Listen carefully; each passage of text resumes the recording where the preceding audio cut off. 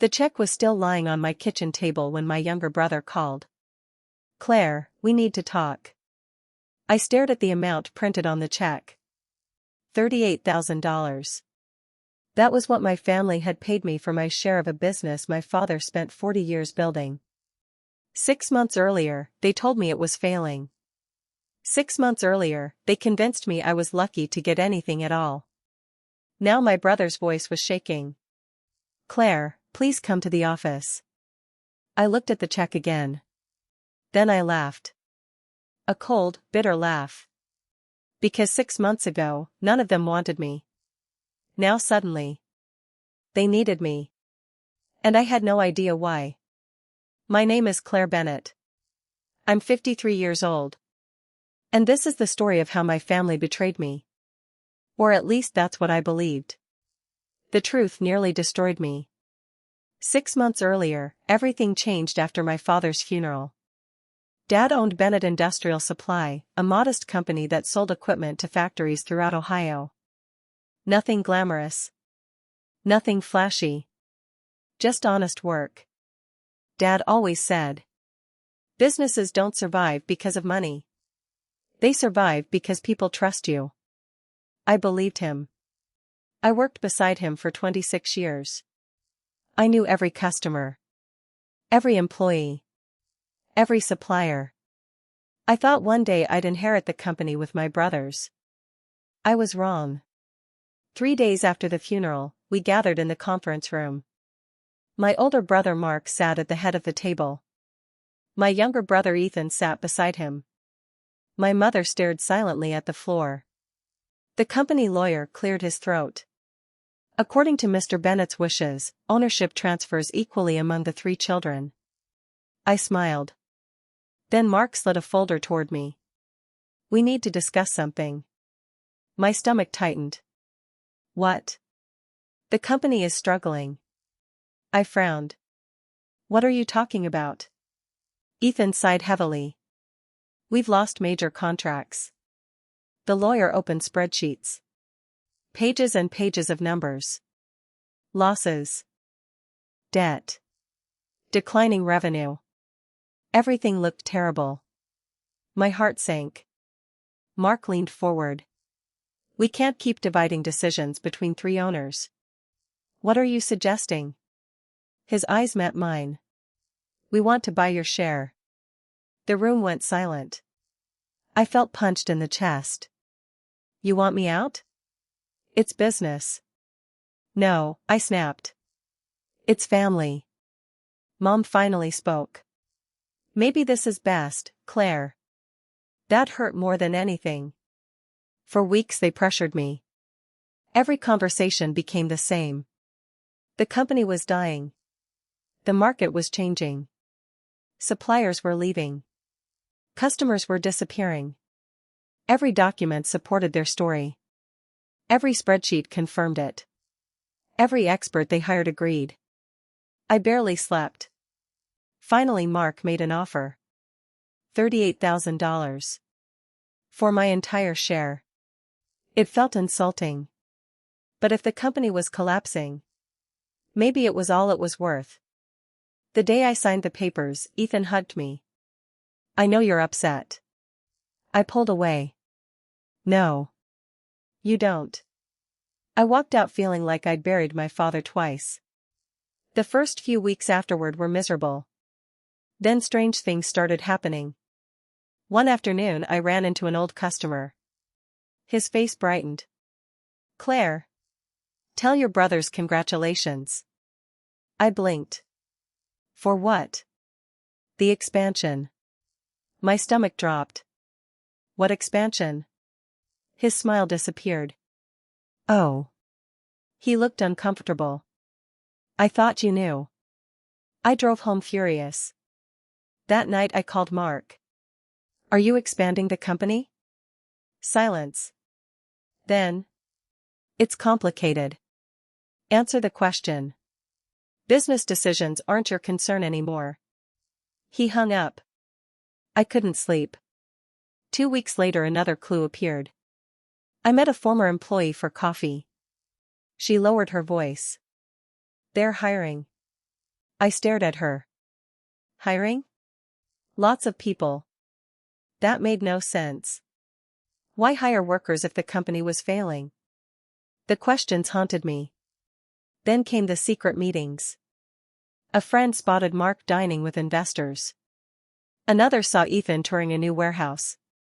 Every clue pointed in one direction. They lied. They stole my share. They tricked me into selling. The betrayal consumed me. My daughter Lily noticed. Mom, you have to let this go. How? Because it's making you miserable. I looked away. They robbed me. Months passed. The evidence kept growing. New trucks appeared. New contracts appeared. The company logo showed up everywhere. Business wasn't dying. Business was booming. Every discovery felt like another knife. Then one evening I drove past headquarters. The parking lot was full. Bright lights glowed through the windows. People were celebrating. Champagne. Music. Laughter. I sat in my car watching my family celebrate the company they convinced me was worthless. I cried harder than I had at my father's funeral. Because this time, the people hurting me weren't strangers. They were family. And I was about to learn something even worse. The next morning I found a receipt that changed everything. A receipt that made betrayal seem certain. A receipt that convinced me my brothers had planned this from the beginning.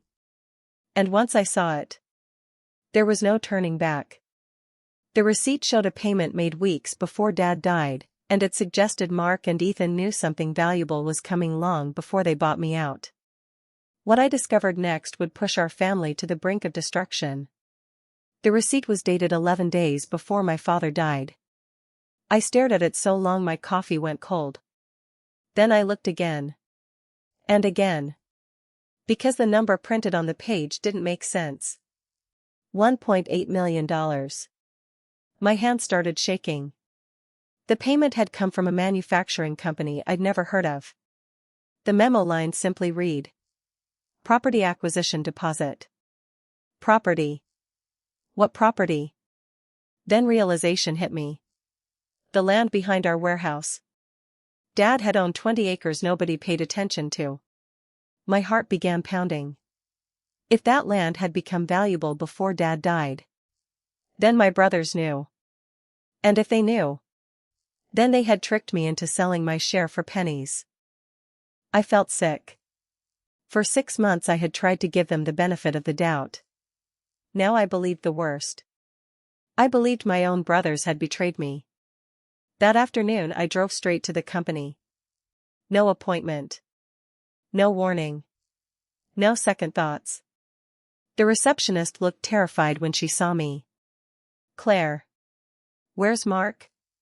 She hesitated. I already knew. Conference room. I marched down the hallway. The same hallway where I'd spent half my life. The same hallway where my father taught me everything. The same hallway my brothers had pushed me out of. I opened the conference room door. Mark and Ethan froze. Several investors looked up. Nobody spoke. I threw the receipt onto the table. What is this? The room fell silent. Mark's face went pale. Ethan looked like he couldn't breathe. I pointed at the receipt. Tell me. Nobody moved. Tell me the truth. One investor quietly stood and left. Then another. Within moments only family remained. My voice cracked. You lied to me. Mark closed his eyes. Claire. You told me the company was dying. It was. Don't. I slammed my hand on the table. Don't lie to me again. The anger I'd carried for 6 months exploded. Every sleepless night. Every tear. Every memory of Dad. Everything came pouring out. You stole my inheritance. That's not true. Then explain this. Ethan looked devastated. Mark rubbed his forehead. For the first time I saw exhaustion in his eyes. Not guilt. exhaustion. But I was too angry to notice. The land became valuable before Dad died. Nobody answered. You knew. Silence. You planned everything. Still silence. My heart broke all over again. The silence felt like confirmation. The silence felt like guilt. The silence felt like betrayal. I turned toward the door. Then Mark said something unexpected. We never wanted you to find out. I spun around. What? His eyes filled with tears. We never wanted you to carry this. My anger intensified. Carry what? Ethan suddenly stood. Mark. His voice trembled. Maybe we should tell her. The room went quiet. The brothers exchanged a look. One I'd seen my entire life. A look that meant something was wrong. Very wrong. Then Mark opened a drawer. And pulled out a folder. My stomach tightened. The folder looked old. Worn. Used. Mark slid it across the table. I opened it. At first I didn't understand what I was seeing. Then my blood turned cold. Medical records. Hospital reports. Specialists. Treatment plans. Insurance estimates. I looked up. What is this? Nobody answered. I kept reading. Then I saw a name. My daughter's name. Lily. My vision blurred. I flipped pages faster. Appointment after appointment. Doctor after doctor. Tests. Procedures. Evaluations. My hands began shaking. What is this? Ethan's eyes filled with tears. Keep reading. I did. And suddenly the room disappeared. The words hit me like a truck. A rare neurological disorder. Progressive. Life-altering. Extremely expensive treatment. I couldn't breathe. Lily? Mark nodded. I felt the floor disappear beneath me. No. My voice was barely audible. No. 6 months earlier Lily had told me she was tired all the time. She'd complained about headaches. Occasional dizziness. Nothing seemed serious. Nothing seemed alarming. I looked at the records again. Then at my brothers. Then back at the records. And slowly, everything stopped making sense. What does this have to do with the company? Mark swallowed hard. The answer came quietly. Dad knew. I stared at him. Dad knew before he died. The room became perfectly silent. I remembered Dad's final months. The private conversations. The closed office doors. The secret meetings. The unexplained phone calls. All the things I'd ignored. All the things I'd forgotten. He found out about Lily? Ethan nodded. 3 months before he passed. I sat down. My legs couldn't hold me anymore. The room spun. Mark continued. The land deal was real. I looked up. The property became valuable. My chest tightened. And Dad decided what he wanted done with the money. My voice shook. What are you saying? Neither brother answered immediately. Because they both started crying. Then Mark whispered the sentence that changed everything. He wanted every dollar available if Lily ever needed treatment. I froze. Completely froze. Mark wiped his eyes. The buyout wasn't about getting rid of you. I couldn't speak. The company wasn't failing. My heart sank. We made it look that way because Dad was afraid. The pieces started falling together. One by one. Painfully. Terribly. Dad had been protecting Lily. Not the company. Not the business. Lily. My daughter. His granddaughter. The child he loved more than life itself. And suddenly every clue I'd spent months collecting meant something completely different. The secret meetings. The investors. The expansion. The hidden money. The unexplained decisions. None of it had been greed. None of it had been theft. It had all been part of a plan. A desperate plan. A grandfather trying to protect a child he feared he might leave behind. And I wasn't finished learning the truth. Because there was one final detail. One final sacrifice. One final secret. And when I discovered it, I would never see my brothers the same way again. I thought Dad's plan ended with the company and the land deal. I was wrong. My brothers had given up something I never knew they had sacrificed, and the truth would leave me in tears. I couldn't stop staring at my brothers. For 6 months, I had called them liars. For 6 months, I had replayed every conversation, every meeting, every signature. For 6 months, I believed they had stolen from me. Now I was sitting in the conference room, holding medical records that proved my father had spent his final months worrying about my daughter. And somehow, the truth was still worse than I imagined. Because Mark looked at me and said, "Claire, that's not even the hardest part." My stomach tightened. There was more. And judging by the tears in his eyes, I wasn't ready to hear it. The room felt smaller. The air felt heavier. I wiped my face and looked at Ethan. Neither of them could meet my eyes. For the first time in 6 months, I wasn't angry. I was afraid. What else happened? Nobody answered. I repeated myself. What else happened? Mark opened another folder. This one was much thinner. Inside were bank statements. Loan agreements. Mortgage documents. At first, I didn't understand. Then I saw the names. Mark Bennett. Ethan Bennett. Both of my brothers. And beside their names, massive debts. My heart skipped a beat. What is this? Ethan swallowed. The treatment fund. I frowned. What treatment fund? Mark slowly pushed the documents toward me. The one Dad wanted us to create. I stared at him. Then everything began clicking into place. The secret phone calls. The closed-door meetings. The exhausted faces. The unexplained stress. The strange behavior.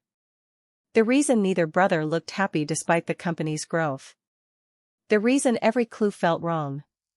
Because while I had spent months imagining greed, they had spent months carrying fear. Fear for Lily. Fear for me. Fear that they wouldn't be able to keep their promise. My voice trembled. Tell me. Mark looked out the window. Then he spoke quietly. The land sale wasn't enough. I felt my chest tighten. What do you mean? The specialist's estimated treatment costs much higher than expected. I stared at him. How much? Neither brother answered immediately.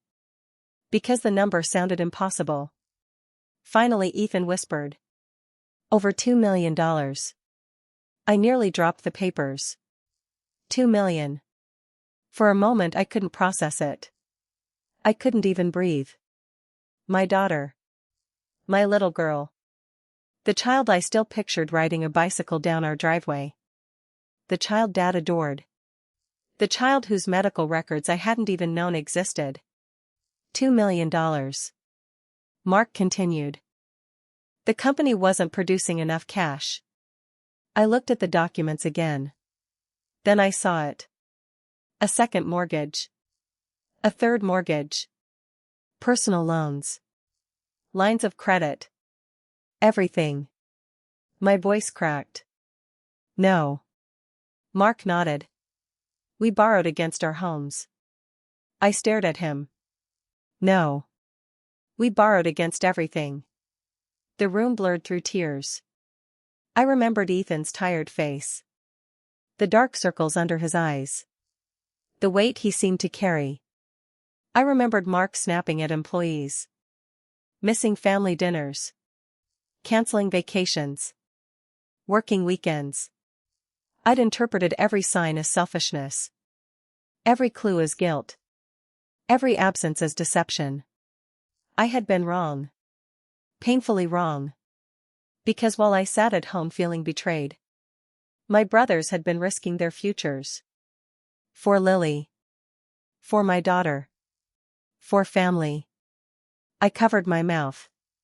A sob escaped before I could stop it. Why didn't you tell me?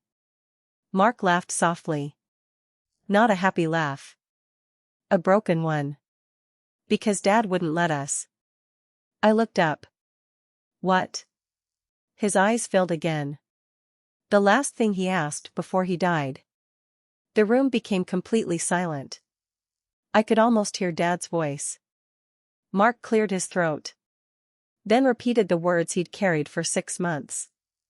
If Claire finds out about Lily, she'll stop living her own life and spend every second worrying. My tears came harder. Because Dad knew me. He knew exactly what I would do. He knew I would destroy myself trying to save my daughter. And apparently, he had spent his final months trying to protect both of us. Ethan smiled sadly. He made us promise. I looked down. Dad had known he was dying. Known he was running out of time. And instead of thinking about himself, he was thinking about Lily. Thinking about me. Planning for a future he would never see. A future he desperately wanted us to survive. For several minutes nobody spoke. Then I asked the question that had haunted me since the funeral. Why buy my share? Mark took a deep breath. Because Dad believed you'd never accept help. That hurt because it was true. I wouldn't have. If someone told me my daughter might need millions in treatment, I would have emptied every account I owned. Sold every possession. Destroyed my own future without hesitation. Dad knew that. My brothers knew that. So they made a terrible choice. A choice that made them look like villains. A choice that allowed me to hate them. A choice they carried alone. And suddenly I understood why they never defended themselves. Why they accepted my anger. Why they tolerated my accusations. Because protecting Lily mattered more than protecting their reputations. I buried my face in my hands and cried. Not because I was angry anymore. Because I was ashamed. Ashamed of every accusation. Every cruel word. Every assumption. Every moment I had believed the worst about people who loved me. After a while, Ethan moved beside me. Then Mark. The three of us sat together like we hadn't since childhood. Nobody spoke. Nobody needed to. Finally I looked at them. What happens now? Mark smiled for the first time. A genuine smile. The specialists are optimistic. I blinked. What? Lily's condition isn't progressing the way they feared. Hope surged through me. The treatment is working. I started crying again. This time from relief. Months later, our family gathered for dinner. Not a business meeting. Not a funeral. Just dinner. Mom was there. Lily was there. My brothers were there. For the first time in a long time. There was peace. At one point Lily looked around the table and smiled. Grandpa would love this. Nobody spoke for several seconds. Then Mark raised his glass. To Dad. We all raised ours. And I remembered something he used to say. A sentence I never truly understood until then. Trust is easiest when life is simple. Real love is trusting people when life gets complicated. I thought my family had bought me out for pennies. I thought they had stolen my inheritance. I thought they had chosen money over me. The truth was exactly the opposite. They chose family over everything. Even their own reputations. Even their own comfort. Even their own futures. And that taught me something I'll never forget. Sometimes the clues tell one story. But love is telling another. And if we're not careful, pain can make us believe the worst about the people who would sacrifice everything for us. My father left behind a company. But that wasn't his greatest legacy. His greatest legacy was reminding us that family isn't measured by what people take from you. It's measured by what they're willing to give up for you, even when you never know they did. And that's a lesson worth more than any inheritance.